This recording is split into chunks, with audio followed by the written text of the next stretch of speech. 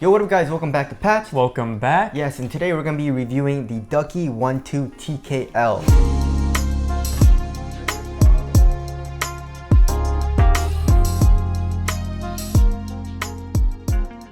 So at the base price for this guy, it's $130, and I believe it's $5 extra for Cherry MX Silent Reds on there.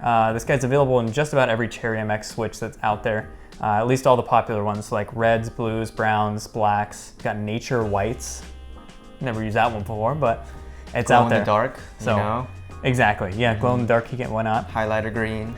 But it hits all those baselines, you know, that you would kind of want in a keyboard. But let's get it started with the base right here.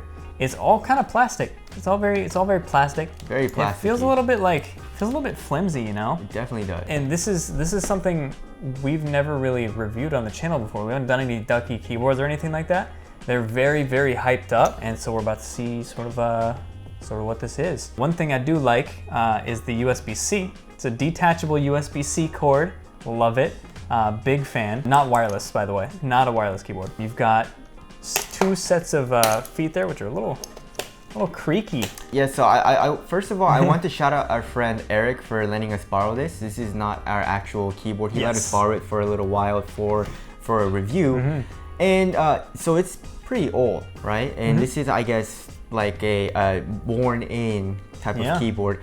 And because, like Lucas mentioned, it is all plastic, it doesn't feel too good right now. You know, like all with this, it's creaky, like the construction doesn't feel as good as if it was an aluminum chassis, you know? Which you can definitely tell. I don't know, it's just, there's just something about it that just doesn't feel premium to me. I like the lines, I like the design they have sort of on the chassis there. I don't mind that, but it's just the plastic. I don't know. I don't know how I feel about it. On some keyboards I don't mind, but this one just bugs me. Not only that, but the feet, like, it doesn't feel that premium. It feels kind of cheap, you know? And I don't know if it would have felt different if it was newer, but of course, like Lucas said, there are two levels, which is nice, and there is rubber on the bottom of each of these feet. Which does kind of look sick with the white, and then you got the little black feet there. Yeah, it's cool. But like, listen, like, you know, it doesn't feel like very nice. All right, right here on top of the keyboard it says Ducky 1-2 RGB switch the world, and it has their logo right there. It's pretty cool. I really love these contrasting colors. You know, that's a pretty cool. I like to call it like a panda colorway, you know what I'm saying? Yeah. And then, so on the keyboard that we have right here, we have Cherry MX Blues, which is actually one that I typically stray away from when I'm looking for keyboards because they are the loud, clicky ones. Now, some people are into that. Eric, our friend, his Twitch link is gonna be in the description, by the way, he prefers this kind of keyboard. For me, I like the tactile. I love the tactile, but how loud it is just bugs me. It's super I can't loud. do it personally. Yeah. But that's just the switches. That's not Ducky's fault or anything like that. Of course, when you're gaming though, you're not really gonna notice it because you have headphones on. But then if you're typing or doing your buddies work, in Discord, yeah, your buddies in Discord. If you're doing some work or something and you're typing on, you know, you're doing like a thesis or I don't know, then you're definitely gonna notice it, and it's kind of annoying unless you really like the sound. Also, another thing I noticed, so from my keyboard, which I use a Durgod Haiti 65%, it has brown Cherry MX switches, and those are a lot lighter than the blues. These, like I was playing Doom, with all the binds, if you guys know Doom Eternal, there's a lot of weapon switching in that game, and I would switch a lot, and right here, my wrist was hurting, like it was sore. So I don't know if so the resistance is a good amount more than like your regular switches, like a red or brown. Yeah, it's just it's a different feel with every keyboard really, and we do have different keycaps on here. These are HyperX double shot PVT on here, but it does come stock with double shot PVT as well. Our buddy just wanted to switch them out with these sort of pudding style keycaps, which they do look sick on there. Keyboard will typically come with your you'll get a USB-C cable, you'll get a keycap puller. So you either get for the spacebar, you either get a Year of the Rat, which is cool, and then it comes with a couple extra just colored keycaps for some of the keys you may want to accent on there.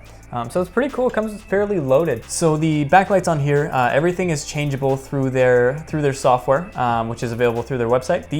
The lights that are on here specifically, they're not too bright, they're not too dim. They're kind of like at the perfect middle ground where we're not unhappy with it. And the keycaps that come with it do shine through as well, so you will see the letters through it, which is nice. Now they also have settings on there via the function keys where you can change it without having to have the software and things like that. and you can assign macros via the function keys as well, which is pretty cool. Yeah, but it's only on the right side right here, which is normal. One thing I would have loved to see on this keyboard are some media keys though, or like a volume rocker. Because on my SteelSeries Apex Pro keyboard, and that's a TKL, I have a volume rocker and I have that little display, you know, that little display thing. That's pretty cool. And you don't really need that, but I love the volume rocker. Of course, you can use the function key to use as media keys, but you know, I like to have a dedicated button for it. It's easier when it's just on there. Yeah. Personally, I tend to bind like the insert home and page up keys on a 10 key list to those, just because like I don't ever use those at all. Exactly. So overall, I mean, 130 bucks, I don't know. I mean, I kind of liked it, but it definitely wasn't my favorite keyboard. And the main thing for me is the build quality, I would say, because it is an all plastic build. For some reason, like the Razer Huntsman Mini, it wasn't a huge deal in that keyboard, but then this one, maybe it's because it's a little bit more worn in, it just doesn't feel as quality as I would like. Yeah, and it is a good thing that it's worn in too, because you get to see really how this keyboard performs after, you know, a standard person is using it, like a standard gamer is using this for an extended period of time, and then you get to see how the board's performing right now, and it still works perfectly. Yeah. So on from a durability standpoint, this thing is amazing. That's awesome.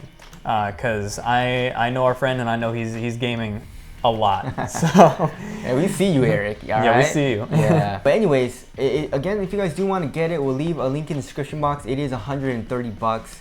But that's our review. Thank you guys for watching, and we'll see you guys in the next one. See you in the next one.